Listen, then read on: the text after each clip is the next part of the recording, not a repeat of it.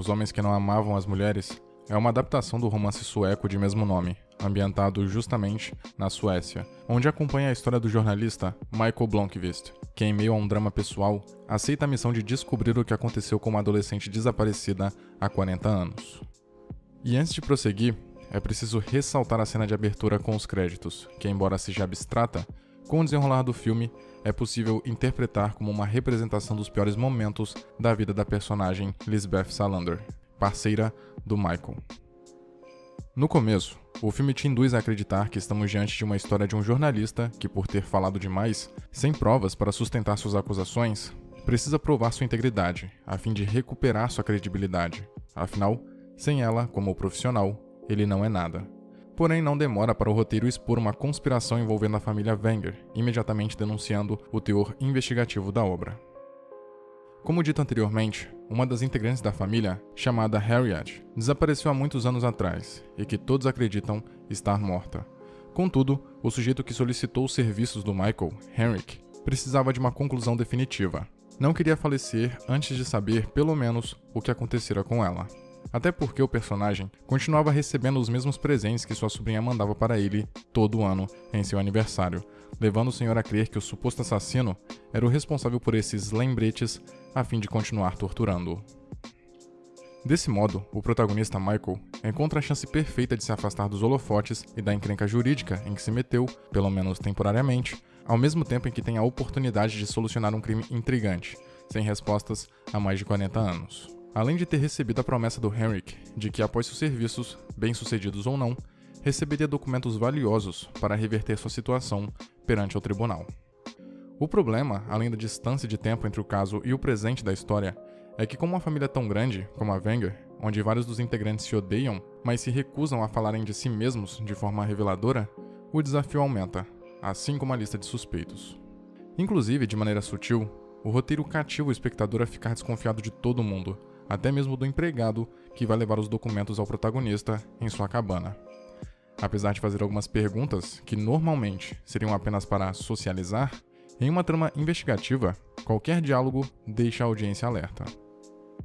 Rapidamente, o público descobre algumas informações pertinentes a respeito da família Wenger, como as desavenças internas, conflitos ideológicos e intolerâncias de vários tipos, além dos possíveis motivos para alguns dos integrantes terem feito mal a Harriet, como o fato de que ela era uma garota prodigiosa, com potencial para assumir futuramente os negócios da família.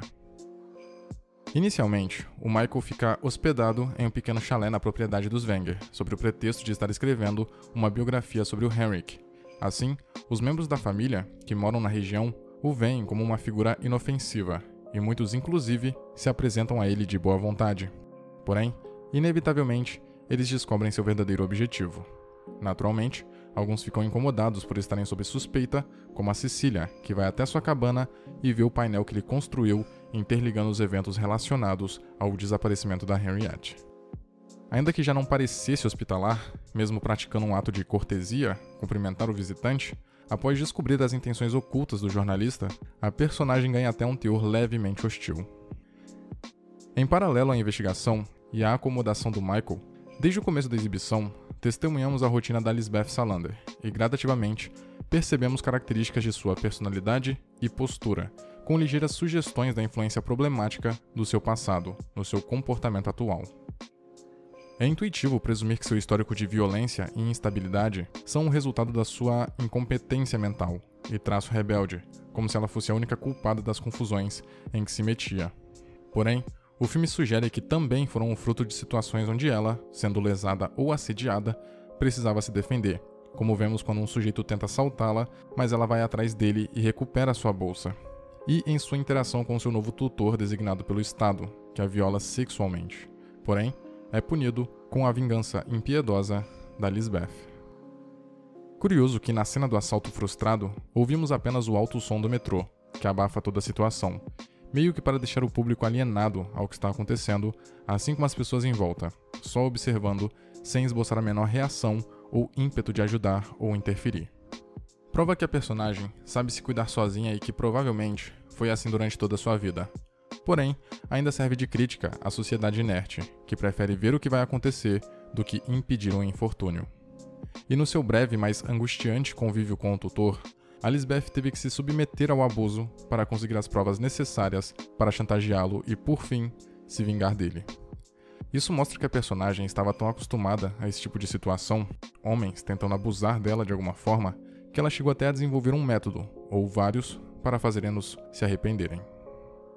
É uma realidade triste e lamentável, porém, essa é exatamente a proposta de Os Homens que Não Amavam as Mulheres, evidenciada logo no nome do filme, e expor a falta de compromisso, respeito e lealdade com as mulheres. Aliás, é notório que o título se refere ao assassino em série, cujas vítimas eram sempre do sexo feminino, e aos assédios que as mulheres, mais especificamente a Lisbeth, estão sujeitas na sociedade. Mas de certa forma, se aplica a todos os homens relevantes do filme, até o próprio Michael, que se envolve romanticamente com a Lisbeth, mas no passado traiu sua esposa com uma colega de trabalho, além de negligenciar sua relação com a filha. Ele até demonstra uma certa desaprovação por ela ser religiosa. Mas é graças a ela que ele consegue finalmente sair do lugar e decifrar algo nunca antes solucionado, o significado dessas iniciais e os números na frente. Interessante como às vezes o necessário em uma investigação difícil é uma nova perspectiva, de qualquer natureza, nesse caso, religiosa. É graças ao comentário despretensioso de sua filha que o Michael entende que a última página do caderno que havia encontrado continha números que indicavam passagens bíblicas. Até mais ou menos a metade do longa, acompanhamos tanto o Michael quanto a Lisbeth, porém, separados, cada um seguindo sua própria trama, até que finalmente se unem, quando o primeiro percebe que precisa de uma assistente e que a melhor opção é a pessoa responsável por ter escrito um dossiê completo sobre ele. Mas o curioso é a escolha de palavras do Michael quando utiliza a expressão assassino de mulheres, que instantaneamente ganha a atenção da Lisbeth, como se ele soubesse o que era necessário para convencê-la a ajudá-lo. É lógico que é um termo bem apropriado para descrever o criminoso, além de também reiterar a temática do filme. Porém, é coerente com o drama da personagem e a sua resistência justificada a homens. Em determinado momento, algo que só era questão de tempo acontece. O Michael começa a ser intimidado por estar revirando um caso antigo, com um assassino em série inescrupuloso claramente por perto. O aviso para se afastar vem através do gato morto na frente da sua casa. Mas o interessante dessa cena é a reação do Michael em comparação à da Lisbeth. Enquanto o primeiro se assusta e ameaça regurgitar, a segunda imediatamente tira fotos. Mais tarde, o jornalista recebe outro alerta, dessa vez com um tiro propositalmente de raspão em sua cabeça, que o deixa completamente transtornado. Contudo, sua inquietação ajuda a estreitar sua relação com a Lisbeth, após o gesto simbólico de dar pontos, usado comumente para indicar a aproximação de indivíduos, em vários sentidos, distantes. Isto é um ato que transmite intimidade. O sexo em seguida, embora meio inesperado e estranho, confirma isso. Filmes de investigação, onde a audiência descobre o culpado junto com o detetive, nesse caso o jornalista, por essência, tentam ludibriar o espectador até o último segundo, o que não é uma tarefa difícil, pois como todo mundo é suspeito, é fácil o público se confundir com o próprio sentimento de desconfiança, que o impede de decidir quem é o criminoso. Pode ser tanto aquele que apresenta resistência em ajudar no caso, quanto o mais prestativo dos envolvidos. Porém, essa revelação não ganha tanta importância porque é ofuscada pela descoberta seguinte. Tanto que a revelação não é acompanhada de alvoroço por parte do roteiro. Acontece de maneira tão natural que os mais desavisados podem até demorar a entender. Mas antes de falar dela, é preciso mencionar o motivo de existir uma cena do jornalista sendo pego pelo criminoso, e mais tarde sendo resgatado pela garota com a tatuagem de dragão. Com o assassino interagindo cara a cara com o investigador, o público tem a oportunidade de ouvir a parte dele da história e esclarecer algumas dúvidas de maneira coloquial.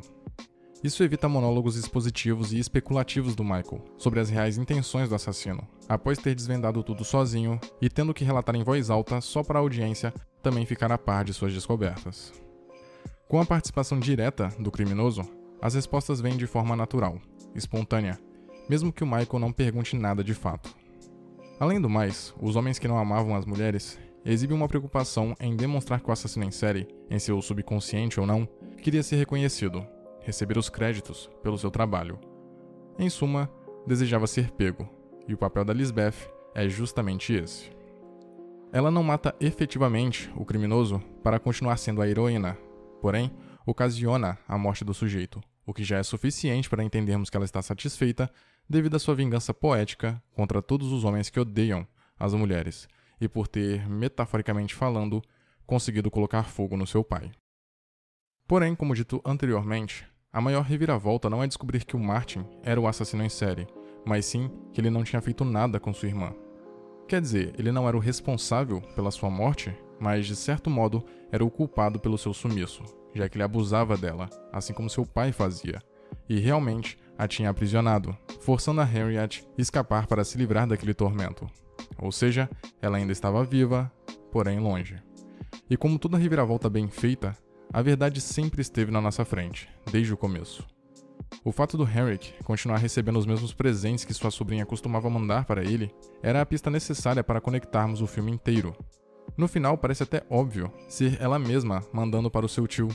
Contudo, quando não se tem todo o panorama, é quase impossível conceber todas as hipóteses, quiçá as mais improváveis.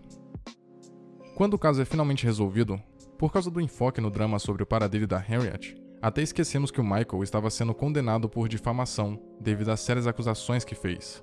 Contudo, o roteiro se certifica de finalizar esse arco, de modo meio misterioso e até apressado, porém conclusivo.